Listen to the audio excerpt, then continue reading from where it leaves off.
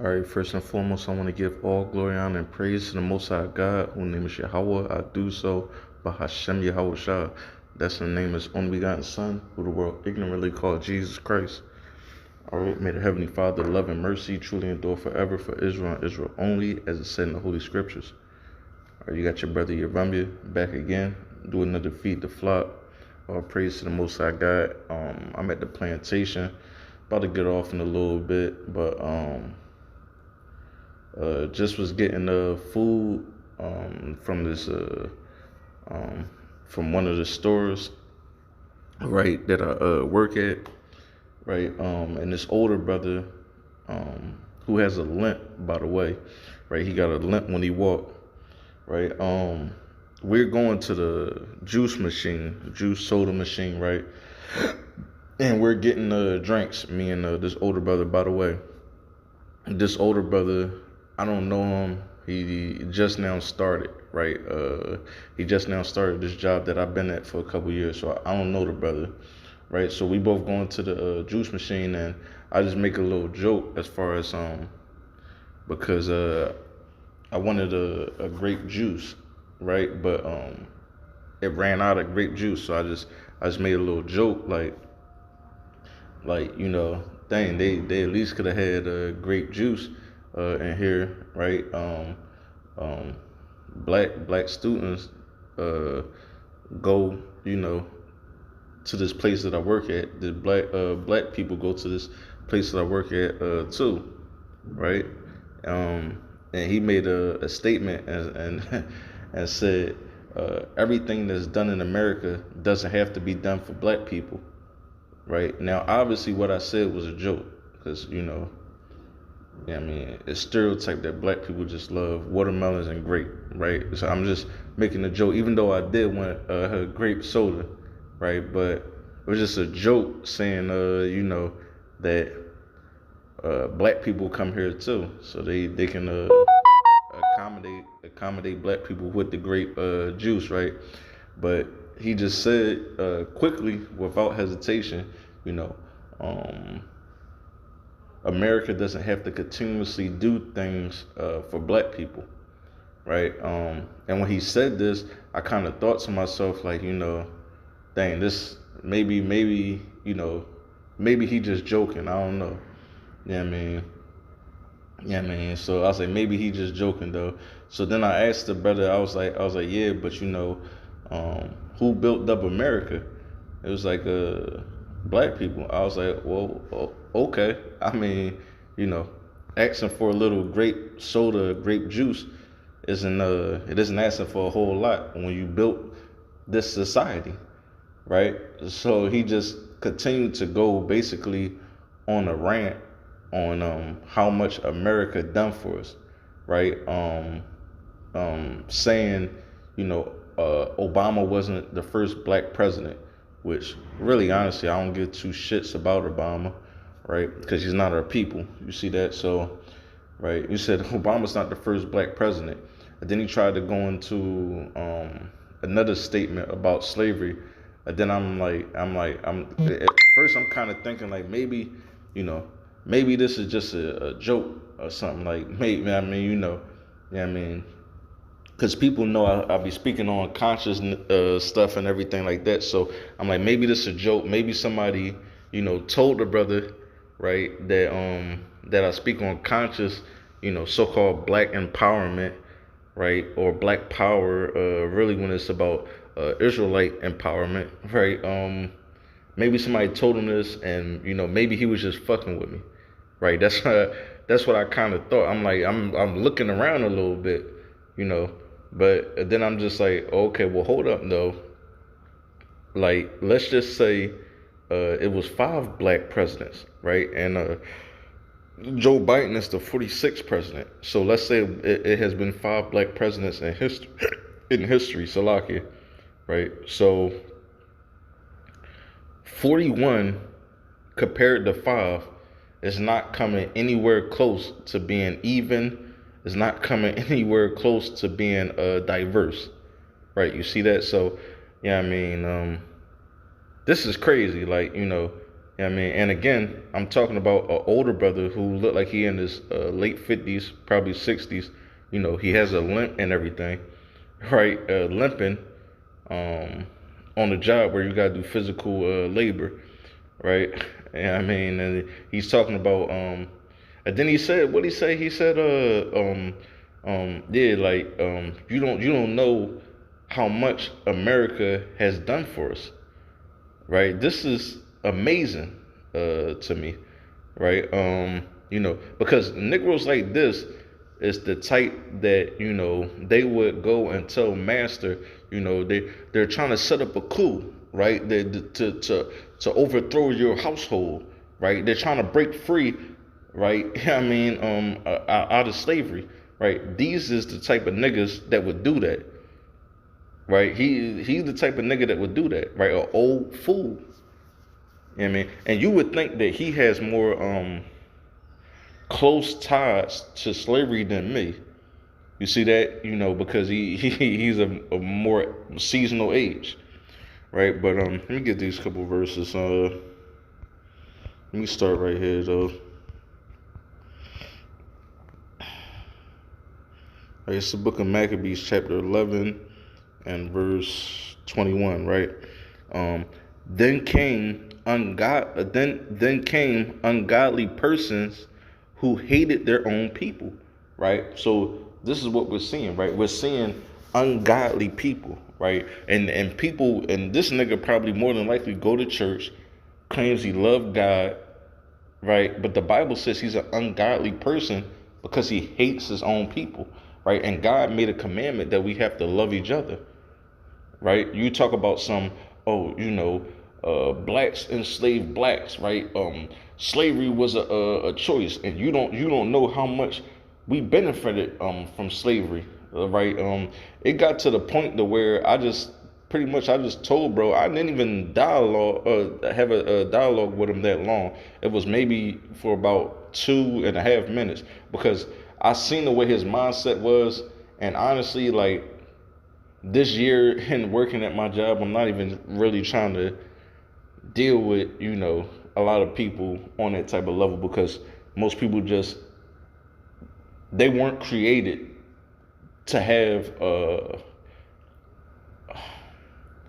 mindset on how like me, right, and Akim that I be around, like how their mindset is. They weren't created to have a mindset like that, right? So I clearly understand that, right? And I'm not fitting to force nobody anything, right? So when he started to say, you know, how much we benefited from slavery, you don't even know, and he tried to start naming stuff. I'm like, you know what, brother? You know what, brother? You could have a nice day, brother, right? You could have a nice day and take it easy, brother. Right, so I'm going to end this conversation short, but this is the book of Maccabees, chapter 1 and verse 11.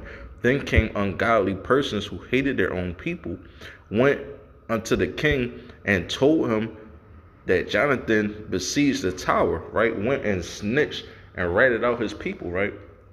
Because we know how in the book of Maccabees, our people, right, was going against these heathens, right? These other nations that hate our guts, right? And we had our own people snitching and, you know, ratting us out, saying that we're trying to overthrow master, right? This is a vile person, right? For real, like, you know what I mean? And I love this brother, right? Because he's a brother, but I love him, but he's a vile individual. Why am I saying that? Because the mindset that he has, he more than likely trained his kids to have it, right? And he'll train his grandkids to have that mindset, right? So we have generations of coons. You see how that go? Let me go here, right? This is the book of Exodus. Let me see where the verse at.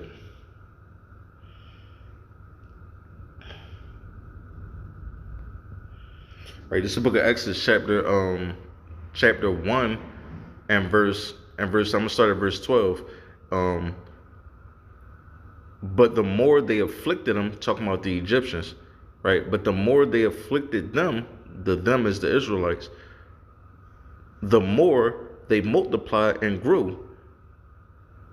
And the more they multiplied and grew, and they were grieved because of the children of Israel. Verse 13.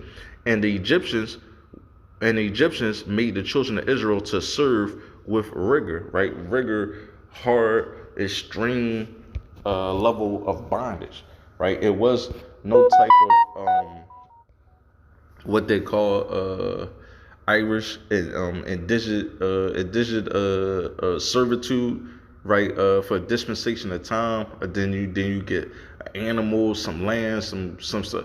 No, this wasn't happening in Egypt, right? We were made to serve rigorous bondage, right? Um, Verse 13, and the Egyptians made the children of Israel to serve with rigor. Verse 14, and they made their lives bitter with hard bondage, in mortar and in brick, and in all matter of service in the field. Right? That's what blacks worked at, right? In the field. Right? Blacks and Hispanics, right? I mean, from picking fruit, picking cotton, right? All their service, right? In the house service, sewing clothes, right? Taking care of their kids, right? All their service wherein they made them serve was with rigor, right? Was with hard bondage, right? Let me go here. Right, right, let me go here. Because the thing about it is, right, these is the same niggas who was bitching and complaining with Moses. Right, dang, I mean, this guy gonna deliver us, gonna use you to deliver us out of Egypt, right? You know what I'm saying? Right? I mean, I know we was getting fucked up there. I know we was getting beat up there, right? But I got meals, I got a job. Like, this is what this nigga basically was saying to me. You know what I mean? Like, you complaining about damn grape juice, right? Yeah, I mean, you just got because I just got a small platter with wings, fries, and some chicken fingers. Like, he basically, like, you should be happy master giving you this. You see this? See that? That's just the mindset that our people be having, right? But regeneration exists in the Bible, right? And these is the same wicked niggas that was with Moses, right? Bitching and complaining to him, right? This is the book of Exodus, chapter 16 and verse 2. And the whole congregation of the children of Israel, Salakia, and the whole congregation of the children of Israel murmur against Moses and Aaron in the wilderness. Verse 3. And the children of Israel said unto them, Would to God we had died by Salakia. Would to God we had died by the hand of the Lord in the land of Egypt, right? We would have had died, through God counting us in the land of Egypt, because at least we would have had full bellies, right? We would have had a job, right? I mean, when we sat by the flesh pots, and when we did eat bread to the full, right? When we was full, we had our bellies full, man. Right? We had our backs whipped in, but our bellies was full. You see that? For ye have brought us forth into the wilderness to kill this whole assembly with hunger, right? Right? The Most High God is going to starve us, but master, right, these Egyptians is going to treat us real good. Right, this is coonery on the zillion power, right? And this coming from a older brother, man.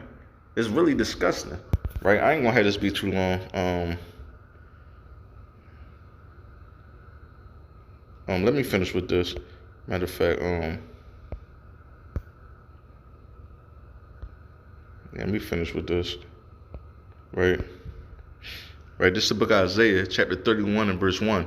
Woe to them that go down to Egypt for help, right? Woe to y'all niggas, man, that y'all go down to Egypt for help. Egypt and all these nations, man, right? And we know that Babylon, right, is spiritual Egypt, right? This is the new Egypt for y'all blacks and Hispanics, right? And y'all niggas love to lean on master for help, right? You think that I'm supposed to be happy because my mom raised, right, 8 kids, because a couple was probably older, at the time, like 8 kids on damn food stamps, right? I'm supposed to be happy that the white man came in the clutch for us, right? To give us damn food stamps, man. Right? And there are people's on Section 8. That's what I'm supposed to be happy about. You see that? Right? The book of Isaiah, chapter 31 and verse 1. Woe to them that go down to Egypt for help and stay and stay on horses and trust in chariots. Right? You trust in America power, man. You see that? Like you trust in America power, right? Like this is why when these nations Salakia. This is why when these nations is talking about coming at America, right, and putting their hand on America's neck, right? You in the background like, no, you ain't gonna do that to us, right? We gonna fight, right? When I'm in the background hoping that these nations come and do it, man. Why? Because America destruction is our salvation.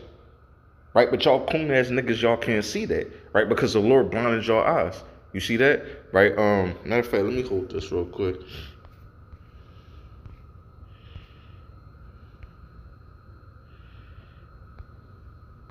Right, this is the book of Matthew, chapter 13 and verse 10. And the disciples came and said unto him, Why speakest thou why speakest thou unto them in parables? Right? That's what the disciples asked YAHAWAH, right? Why are you speaking to them in parables, right? We can have a bigger congregation, right? You just break it down, so-called plain to them, right? Not in parables and these dark sayings. You see that? Let's see how YAHAWAH answers. Right, verse 11, he answered and said unto them, because it is given unto you to know the mysteries of the kingdom of heaven, but to them it is not given. Right? So a lot of these niggas that they're not given to know the mysteries of the kingdom of heaven. Right? And a lot of times we try to sit down and break down and try to force people to understand. They're not meant to understand a lot of these people. Most High God will the brother wake up and he come to the fold, right? If that's his part, Most High God will. Most High God will, I can stay on the path, right? And that this is my portion, right? Most High God will, right? Our labor don't be in vain, right? Because we laboring for a prize, right? A prize that America can't give us. You see that, right? And a lot of these niggas is blind, and the Lord wanted them to be blind. So let me go back. This is the book of Isaiah, right? Chapter 31 and verse 1.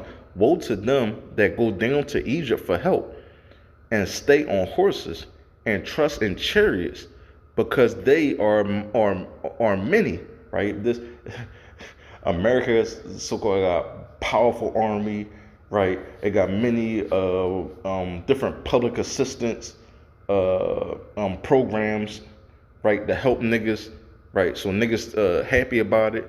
You see that?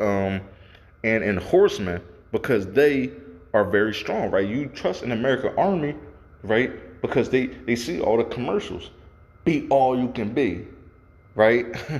Right? Yeah, I mean, and they think America army ain't gonna fall down, right? But they look not unto the Holy One of Israel, neither seek the Lord, right? Is that it on this? Yeah, that's on this.